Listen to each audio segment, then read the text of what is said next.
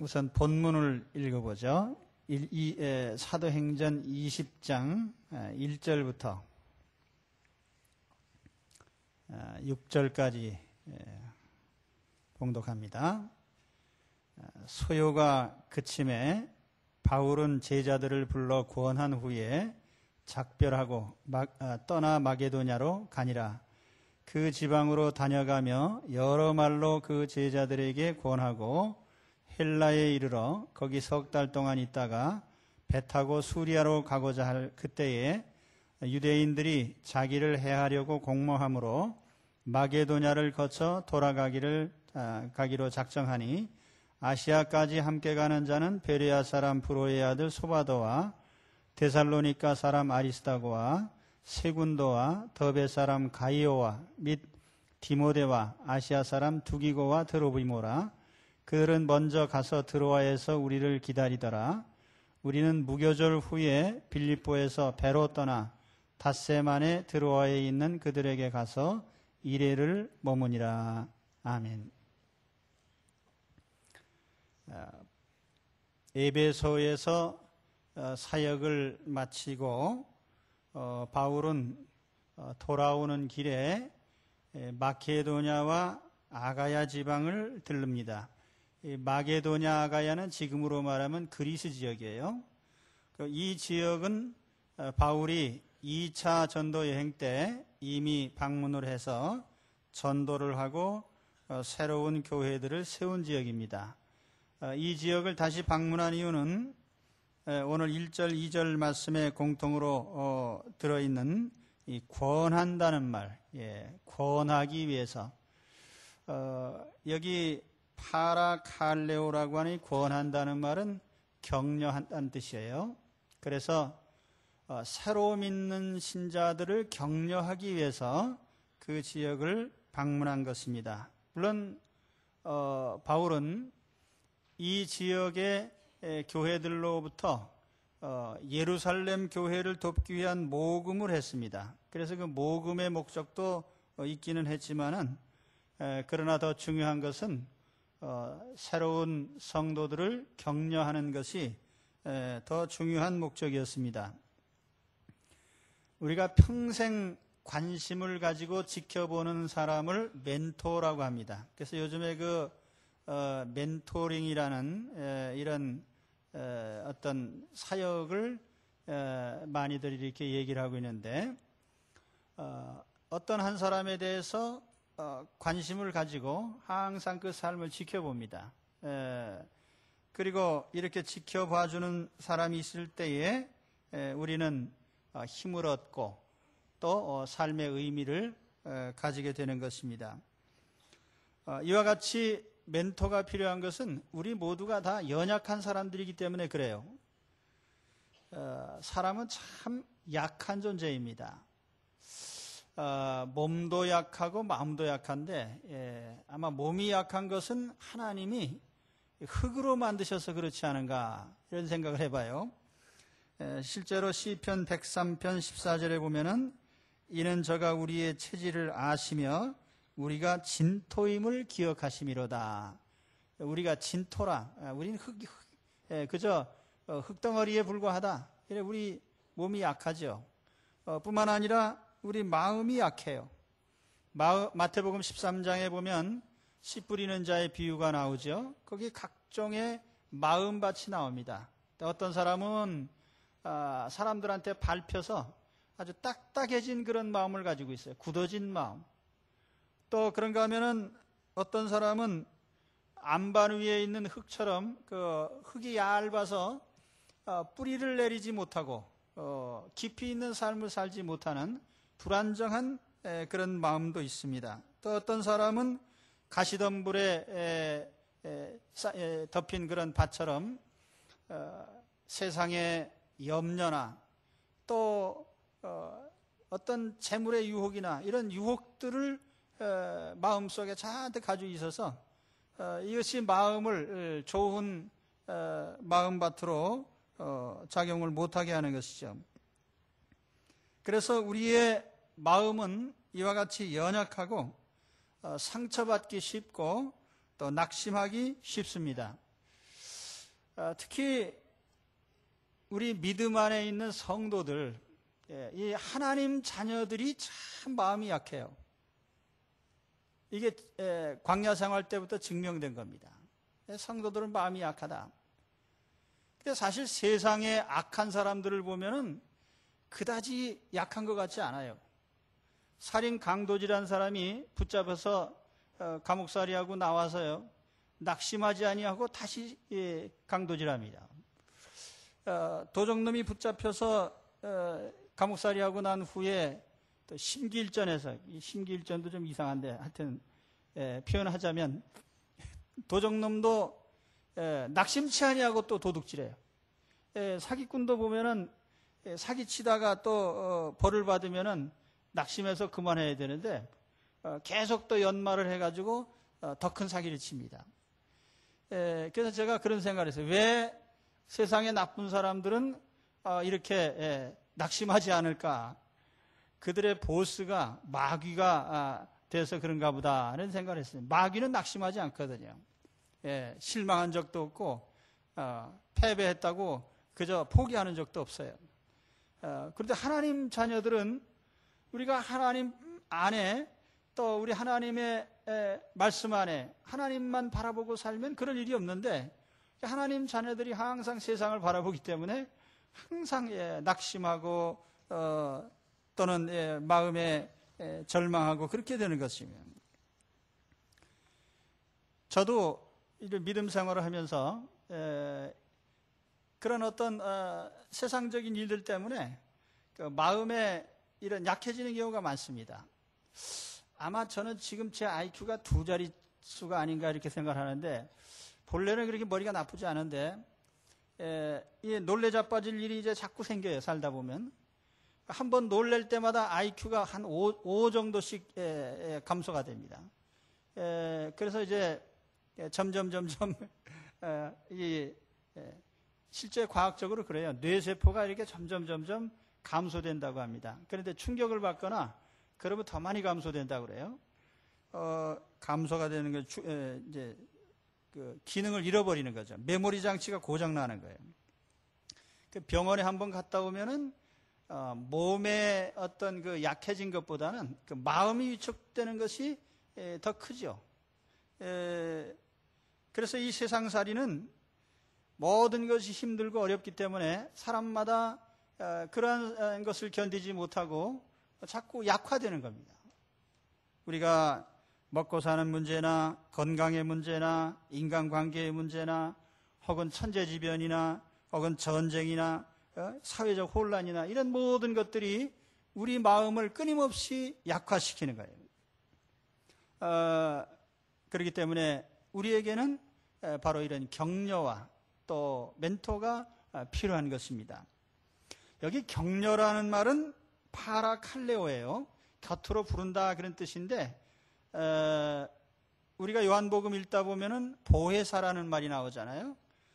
그 파라클레토스, 같은 단어입니다. 거기에는 그것이 위로자라 이렇게 번역이 되어 있어요. 영어로 컴포터라고 이렇게 위로자라고 번역을 합니다. 근데 오늘 말씀에 이 격려, 이 권고라고 되어 있는데, 실제로 그 영문 성경에 보면은 embrace, 우리가 이렇게 품어준다는 뜻도 있고, 또 encourage, 용기를 준다 이런 말로 번역이 되어 있습니다.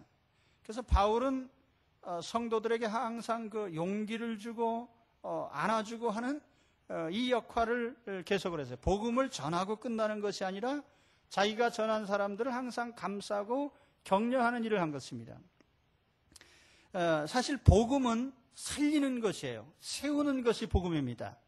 연약한 자, 또 죽은 자를 살려내고 연약한 자를 일으키는 것이 복음이죠. 그만큼 복음 안에 있는 우리, 복음을 가진 우리는 다른 사람들을 세우고 살리고 격려하는 이 역할을 우리가 감당해야 되는 것입니다. 우리가 결코 낙심하게 만들고 마음 상하게 하는 자들이 되지 말아야 돼요. 광야 시절에 하나님이 가장 진노하신 게 뭐냐면 백성들을 낙심시킨 겁니다. 민수기 14장에 보면은 12명의 정탐꾼들을 뽑아서 가나안 땅을 미리 가서 살피도록 했어요. 40일 동안 가나안 땅의 여러 형편들을 잘 정탐을 하고 와라. 40일간 정탐을 하고 돌아온 다음에 모세 앞에 보고를 합니다. 보고를 하는데 여호수아와 갈렙 두 사람만 그 땅은 하나님 주셨으니까 우리가 정복할 수 있다 이렇게 보고를 하고, 나머지 10명은 어떻게 보고를 했습니까? 그 땅은 참 비옥하기도 하고 소산물도 많다. 그러나 그 땅에 사는 사람들은 얼마나 억세고 강한지 도저히 우리가 당할 수 없다. 그 사람들은 거인들이고 또 거기에는 성벽이 너무나 견고해서 도저히 무너뜨릴 수가 없고, 또 그런가 하면 우리가 갖지 않은 철병거, 철로 만든 무기가 있다. 거기에 비하면 우리는 메뚜기만도 못하다. 아마 우리가 거기를 공격하면 백전백패할 거다. 그랬더니 백성들이 이 얘기를 듣고 나서 낙심했어요. 밤새도록 울었어요. 온 백성이 그저 밤새도록 목 놓아 울었습니다. 모세를 원망하고 하나님을 원망하면서 왜 우리를 여기까지 끌어다가 광야에서 죽게 하느냐. 그랬더니 하나님께서 진노하셨어요. 하나님이 진노하셨어요. 진노하신 이유가 뭡니까? 너희는 왜 백성을 낙심시켰느냐 이거예요. 그래서 하나님이 진노하신 결과로 이 낙심하고 하나님을 원망한 이 백성들, 20세 이상으로 계수를 받은, 맞으면 헤아림을 받은 장정들 60만 3,550명 중에 여호수아 갈렙 딱 두 사람만 빼놓고 나머지는 다 40년 동안 광야에서 헤매다가 죽었어요. 그리고 이렇게 악한 보고를 했던 10명의 정탐꾼은 재앙으로 죽게 하셨더라. 이게 성경의 기록입니다. 하나님은 하나님 자녀들을 낙심케 하는 것을 아주 진노하시고 싫어하셔요. 그렇기 때문에 오늘 우리는 하나님의 자녀들로서 우리는 격려하는 자요, 또 위로하는 자요, 세우는 자요, 살리는 자가 되어야 됩니다. 결코 넘어지게 하는 자가 되어서는 안 됩니다. 우리 가족들끼리도 그래요. 우리가 부부지간에도 서로를 세우는 말을 해야지 서로에게 실망시키는 말을 하면 안 됩니다. 마음 상하게 하는 말. 그렇잖아요. 우리 사람은 매우 예민하기 때문에 한마디의 말 속에서 모든 것을 항상 느낍니다. 그래서 그러지 않아도 참 속상한데 당신 왜 그랬어? 라는 말 한마디 할 때에 마음이 상처가 되는 거죠.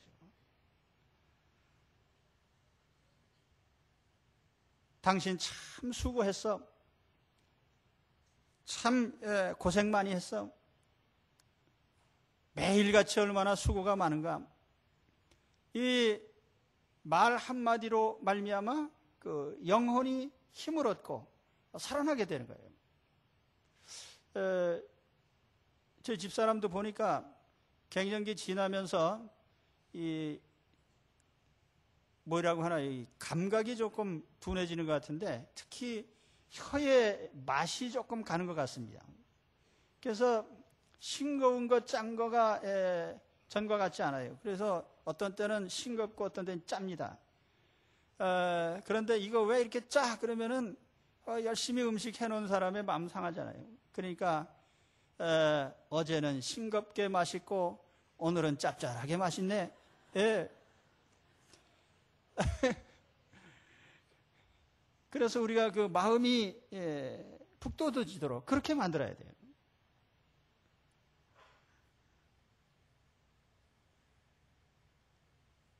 아이들한테도 그렇습니다. 자녀들 하나님이 주신 기업이고 얼마나 소중한 하나님의 선물입니까? 이 자녀들이 어떤 일을 할 때마다 우리는 격려를 하는 자가 돼요. 격려를 하는 자. 위로하고 격려하고, 야, 너 참 공부 열심히 했구나. 아, 참 잘했네. 아이고, 틀린 것보다 맞는 게 더 많네. 그 시험지 받아오면, 저도 그래서 옛날에 우리 아이들이 시험지 받아오면 나는 그때 이 아버지들은 되게 그래요. 자녀를 강하게 길러야 된다는 생각 때문에 잘했는데도 불구하고 칭찬에 인색합니다. 그리고 예를 들어서 100점 만점에 95점 맞아왔는데 얼마나 잘한 거예요? 자기 같으면 그만큼 하겠어요? 그런데 그렇게 맞아오면은 야 이마 왜 틀렸냐고 그것도 모르냐? 이 아주 참 김새는 일이에요. 공부할 맛이 가는 겁니다. 그래서 우리가 어떤 점수를 받아왔든지 사실 점수가 낮을수록 가능성이 많은 거예요. 발전의 가능성이 있잖아요. 100점 맞으면 더 맞을 거 없잖아요. 그래서 야, 넌 참 장래성이 있다. 잘 될 거다. 하나님이 주신 자녀예요. 제가 자녀를 위해서 기도하다 보면 하나님이 종종 저를 그래서 감동을 주십니다. 새벽에 기도하다 보면은 하나님께서 주신 사랑하는 내 아이 이 누구누구 하나님 이런 일 좀 살펴주십시오. 그럼 하나님께서 야 그게 네 아이냐? 내 아이지. 그리고 네가 아끼는 것보다 나는 1000만 배 더 아끼고 축복된 길을 예비했다. 이게 하나님 응답이에요. 그러니까 하나님께서 주신 선물이고 하나님 자녀예요. 그러니까 우리가 격려하고 위로하는 자들이 돼야 됩니다. 우리 하나님 교회에서도 우리 여러 가지 일들을 하시나요? 뭐 차량 안내도 하시고 이른 아침부터 추운데 바깥에 수고하시고 식당 봉사를 하시고 또는 교사를 하고 성가대원을 하고 우리가 항상 이제 격려를 해야 돼요. 참 수고 많으십니다. 어떻게 도와드리면 될까요? 제가 제일 듣기 싫은 말이 뭐냐면은 남의 집 얘기하는 겁니다. 여러분 결혼했는데 부부가 서로 아이고 저 이웃집 남편은 뭐 이렇다는데 저렇다는데 하면 기분 좋겠어요? 그리고 또 남편이 아내 보고 아이고 저 이웃집의 아줌마는 참 뭐 이런 게 저런 게 좋은데 뭐 그러면서 얘기하면요 아주 김새는 일이에요 그게. 그런 어법을 쓰지 말아야 돼요. 남의 집 얘기요. 우리 하나님의 교회도 마찬가지예요. 이 세상에 참 잘 조직적으로 잘 되고 여러 가지 잘 되는 교회들이 있는데 거기에 비하면 우리가 부족한 면도 있죠. 그러나 우리는 남이 얘기할 필요가 없어요. 우리가 어떻게 잘하고 있는지 서로 격려하고 위로하고 이거 우리에게 필요한 것입니다. 하나님께서 모세가 아마 부인이 세상을 떠난 것 같아요. 그 후에 재혼을 했는데 구수 여자를 얻었어요. 이 구수 여자는 아마 이 아프리카 이디오피아 지역을 가리키는 말인데 그래서 그 모세의 누이였던 미리암과 또 모세의 형인 아론이 그걸 가지고 책망을 했습니다. 왜 너는 이방 여자와 결혼하느냐? 그랬더니 모세는 가만히 있었는데 하나님이 화가 나신 거예요. 그러니까 하나님 뭐라고 하셨냐면 야, 저 모세는 나하고 항상 대화를 나누는 내 파트너인데 내 파트너를 욕하면은 결국 나를 욕하는 거 아니냐? 그러니까 하나님께서 그런 모욕감을 느끼셨다는 겁니다. 그래서 하나님 뭐라고 하셨어요? 네가 부모의 얼굴에 침을 뱉어도 얼마 동안 벌을 받아야 되는데 너희들이 그렇지 않아요. 그래서 하나님이 미리암에게 나병에 걸리게 하셨어요. 그래서 그 회중 속에 들어오지 못하고 얼마간 있는 이런 벌을 주신 겁니다. 이게 뭐냐면 하나님의 뜻은 언제나 격려하고 위로하고 세우고 살리고 이것이 하나님의 뜻이에요. 물론 성경에는 하라는 것과 하지 말라는 게 있습니다. 그리고 성경에는 여러 가지 스토리들도 있고 여러 가지 하나님의 교훈들도 있지만은 결과적으로 보면 모든 목표는 사람을 살리는 데 목표가 있는 거예요. 사람을 살리는 데 지옥 갈 사람을 살려서 천국으로 보내고 넘어진 사람을 살려서 세우고 병든 사람을 살려서 고치고 잘못 가는 사람을 바로잡아서 바로 가게 하고 그래서 사람을 살리고 세우고 또는 건져주는 이것이 복음이고 그 역할입니다. 그럼 오늘 우리는 복음을 가진 자답게 항상 격려하고 위로하는 사람들이 되시기를 축원합니다. 격려자들이 되셔야 돼요. 자, 한번 같이 해봅시다. 참 훌륭하십니다. 예, 옆에 있는 사람 보고 하세요. 나보고 하지 말고요. 예, 참 훌륭하십니다. 예, 잘 될 겁니다. 예, 제가 어떤 직분을 맡아서 처음으로 직분을 맡아서 좀 어리벙벙한데 이제 동료들이 이제 악수를 하면서 인사를 합니다. 그런데 저에게 제일 큰 힘을 줬던 것은 잘하실 겁니다. 예, 그 얘기가 굉장히 그 힘이 됐어요. 잘하실 겁니다. 우리가 어떤 일을 맡든지 직분을 맡든지 할 때에 항상 두려움이 있거든요. 내가 이거 과연 잘하는지. 저는 결혼할 적에 내가 결혼하면 남편 역할을 제대로 하는지 아버지 역할을 제대로 하는지 항상 그것이 염려가 됐어요. 왜냐하면 제가 아버지가 없이 자랐기 때문에 이 아버지가 무슨 역할을 해야 되는지를 난 배운 적도 없고 본 적도 없어서 그런 두려움이 있었습니다. 그런데 항상 힘이 됐던 것은 아내가 저를 향해서 당신은 참 좋은 아빠다. 그 얘기를 아주 그때 강습을 받았는지 하여튼 잘해서 굉장히 자신감을 가질 수가 있어요. 아, 내가 아버지 역할을 제대로 하는가 보다. 항상 그런 이렇게 세우는 이런 역할을 우리가 하는데 습관적으로 우리는 항상 그 말을 잘해야 됩니다. 당신 참 잘하고 있다. 당신이 하는 일은 잘 될 거다. 당신이 맡았으니까 잘 될 거다. 라고 하는 이런 격려의 사람이 되시기를 축원합니다.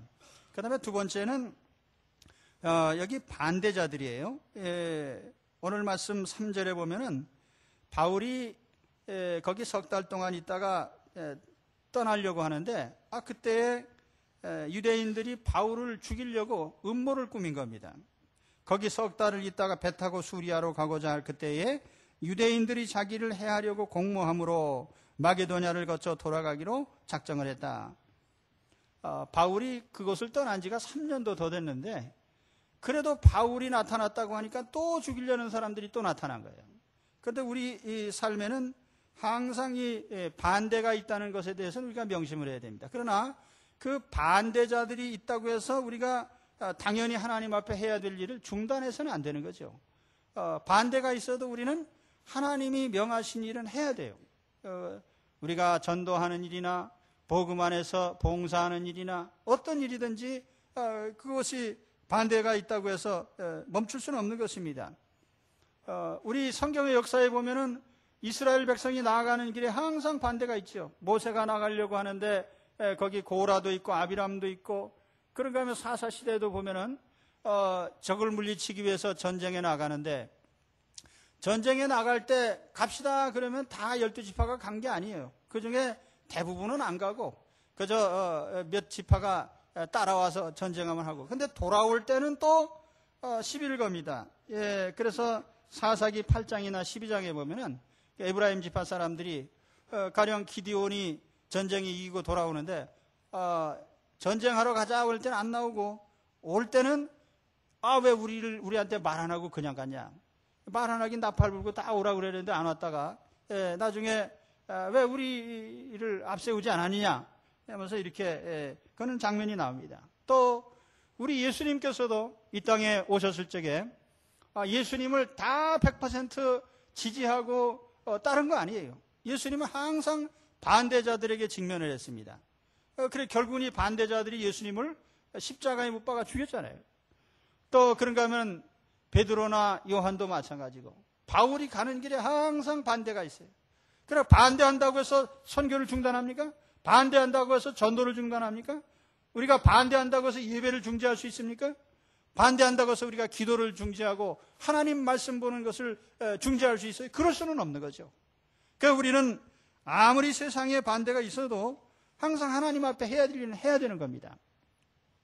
이 반대라고 하는 것은 세상의 어떤 이 타락한 세상의 한 단면이다 이런 생각을 합니다. 창조의 세계에는 항상 하모니, 조화가 기본입니다. 그래서 우리가 창조 세계를 얘기할 때 항상 뭘 얘기하냐면은 다양성 속의 일치 이런 얘기를 해요. 그 신학적인 말인데, 다양성 속의 일치. 창조세계에 보면 어마어마하게 다양한 그런 생명체들이나 모든 만물이 창조가 됐어요. 그런데 전체적으로 보면은 일사불란하게 조화를 이루고 있거든요. 이게 다양성 속의 일체예요. 현대 사회를 보면은 다양성은 점점 줄어들고 하모니는 점점 깨지고 이렇게 거꾸로 가는 거죠. 여당과 야당이 있습니다만은 반대를 해도 꼭 그런 식으로 반대해야 되는가, 서로가. 저는 세종시가 뭐가 좋은지 잘 모르겠어요. 전 판단을 아직 못하겠어요. 그런데 하여튼 중요한 건 뭐냐면 서로 죽어라고 반대한다는 거지. 그리고 갈 때까지 가는 거예요. 이거는 진리의 문제가 아니라 정책의 문제거든요. 이 세상에, 인간 세상에 진리라는 거 없는 거예요. 오직 하나님만 진리시고 하나님 말씀만 진리입니다. 내가 곧 길이요 진리요 생명이니. 우리 하나님만이 진리시죠. 하나님 외에 진리가 없는 거예요. 그러면 이 인간이 만들어낸 생각이나 이런 것들은 그저 하나의 정책에 불과한 거예요. 이 정책들은 얼마든지 수정할 수도 있고 바꿀 수도 있는 겁니다. 그럼 우리가 거기에 대해서 어느 것이 옳든지 서로 얘기하면서 이게 하모니를 이루도록 해야죠. 그런데 갈 때까지 가보자 이거죠. 인간의 사상도 그렇습니다. 우리 사회에 보수와 진보가 있지만은 그 진보 진영의 사람들은 보수 진영 사람들을 부를 때에 보수 사람이라고 안 하고 수구 꼴통이라고 부릅니다. 그리고 또 보수 진영 사람들은 진보 진영 사람들을 부를 때 진보 진영 사람이라고 하지 않고 빨갱이라고 그래요. 그런데 이게 서로가 또 무식하다고 그래요. 제가 그 인터넷 이렇게 뉴스에 보니까 항상 거기 리플 다는 거 보면은 서로를 향해서 무식하다는 거죠. 그런데 가만히 보면은 다 대학도 졸업하고 박사학위도 받고 배울 만큼 다 배웠고 또 IQ도 다 한 세 자릿수는 되고 그런 사람들끼리 서로 무식하다는 거예요. 예. 하나님의 본성은 긍정과 화합입니다. 하나님의 본성은 일치입니다. 그래서 서로 좋아되는 거예요. 어떤 사람이 생각을 달리할 수 있는 근거는 있습니다. 사람은 다양하거든요. 그러나 이 다양함이 존중돼야 되고 그 다양함은 결국 일치를 위해서 서로가 조화돼야 됩니다. 그런데 그 다양함이 서로 양보할 수 없는 반대가 돼서는 안 되는 거죠. 우리 삶에서 항상 다양함을 존중하고 그 가운데 일치를 구해가는 이것이 하나님의 지혜입니다. 오늘 그래서 어쨌든 간에 이 세상에는 항상 반대가 있고 그 반대를 극복해 가는 것도 우리 삶의 지혜입니다. 여러분이 살아가는 곳에서 내가 하는 모든 일에 대해서 가정에서나 사회에서나 직장에서나 어디에서든지 반대가 없는 일이 있나요? 그러나 그 가운데서 우리는 그걸 극복하면서 나가야 되는 것입니다. 반대를 이기는 여러분들 되시길 바랍니다. 그리고 마지막으로는 바울의 동지들에 대해서 좀 말씀을 드리겠습니다. 오늘 말씀 4절에서 6절까지 보면은 바울의 동지들의 명단이 나와요. 아시아까지 함께 가는 자는 베레아 사람 브로의 아들 소바도와 데살로니가 사람 아리스타고와 세군도와 더베 사람 가이오와 디모데와 두기고와 드로비모라. 이 중에는 여러 종류의 사람들이 있어요. 바울 대신 붙잡혀서 수모를 당한 사람도 있고 바울과 옥살이를 같이 하면서 도와준 사람도 있고 또 어떤 사람은 바울이 쓴 편지를 대신 대필해 준 사람도 있고 바울이 쓴 편지를 전달해 준 사람도 있고 바울과 함께 전도 여행을 하면서 어려운 순간들을 함께 보낸 이런 사람들도 있습니다.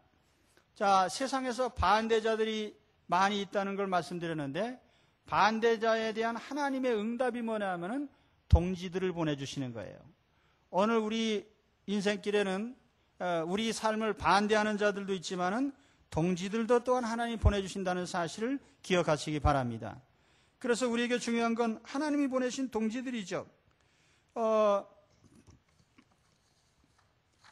북한 공산당을 보면은 모든 사람들을 부를 때 동무라 그래요. 동무.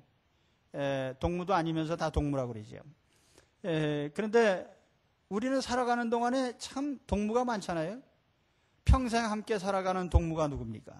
부부가 서로 동무 아니에요? 한동무, 김동무.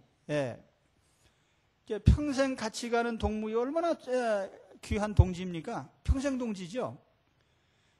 그런데 우리가 천국까지 같이 가면 그 영생 동지입니다.